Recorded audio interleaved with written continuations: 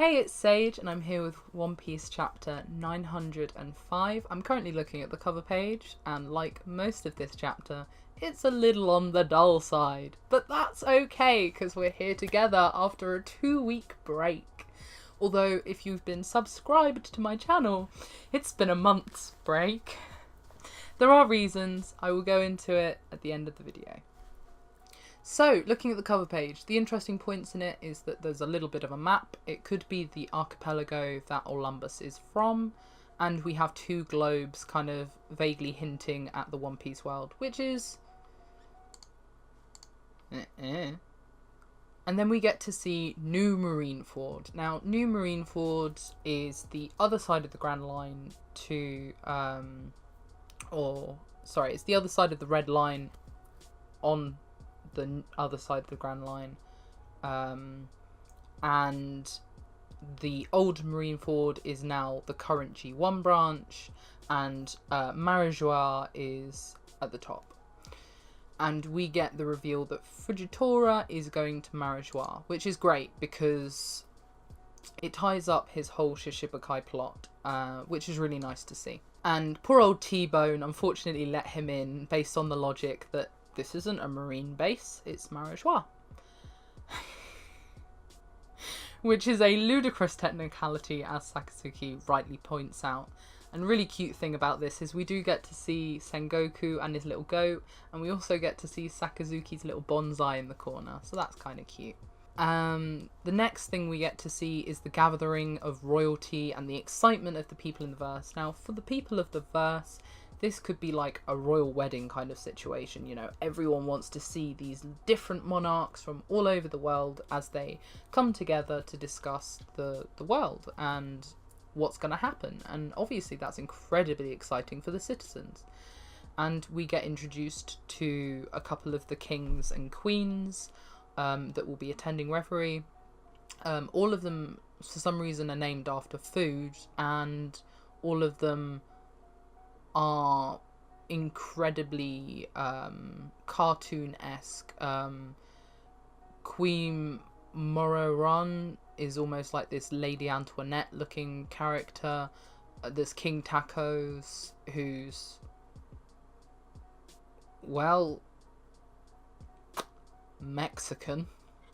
And there's Bear V, who's very Russian looking and has princesses who look like Russian dolls, which is also quite cute. And King Hamburger, who looks like Uncle Sam and Abraham Lincoln had a kind of a baby. It is what it is. And we get to see Shirahoshi, who was taken from the Fishman Kingdom by Garp. That was her escort. So we get to see Garp this chapter, which is always good fun. And we get to see Big News kind of responding to seeing her, and he's infatuated. And my thoughts on this is Garp clarifies that there are only rumours that there is a beautiful princess down in the Fishman Kingdom. There aren't photos, there isn't evidence, there's only rumours. So for Big News, this is a big scoop.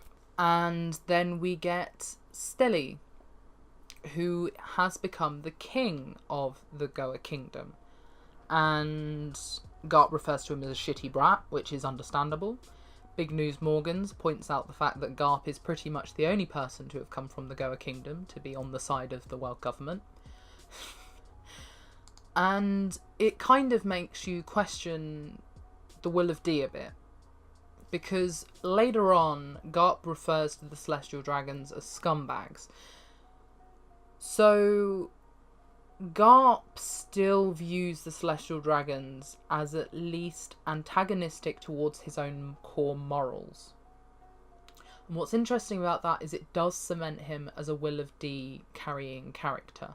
He is against the Celestial Dragons, even if that is just a morality for Garp, and he does technically in a way serve them, he very much despises them.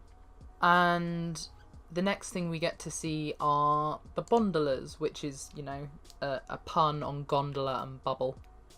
and Shirahoshi witnessing the sun for the first time, which is it's very sweet. It's a sweet moment. And they're here at Reverie.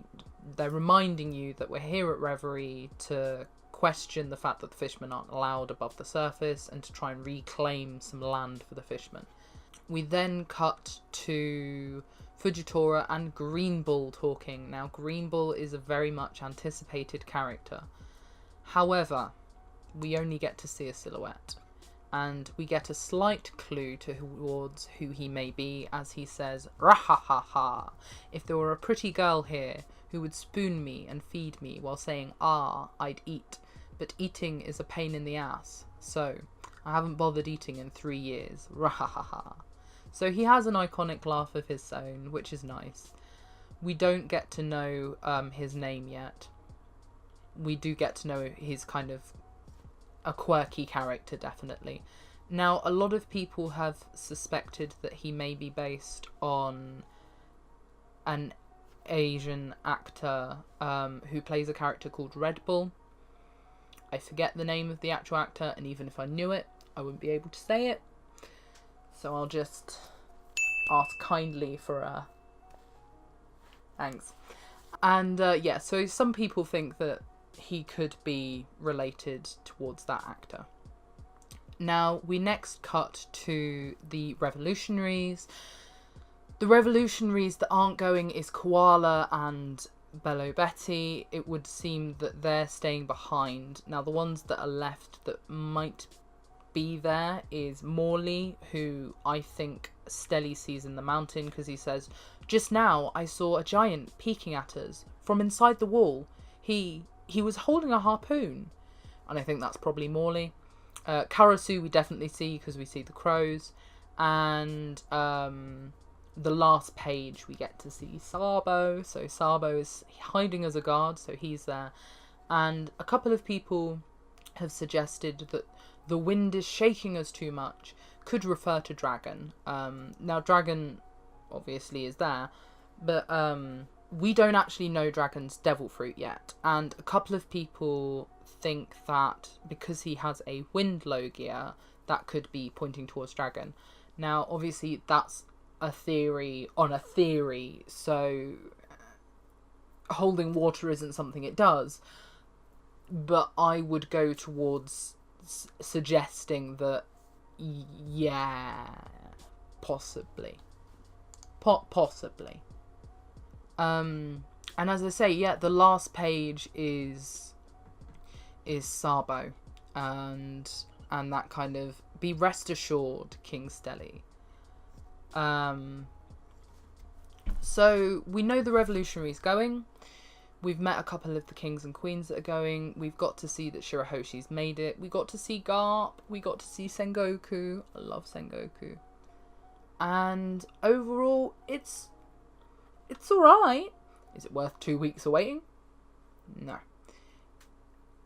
There are a lot of blue balls in this chapter, what with the silhouettes and not seeing Dragon.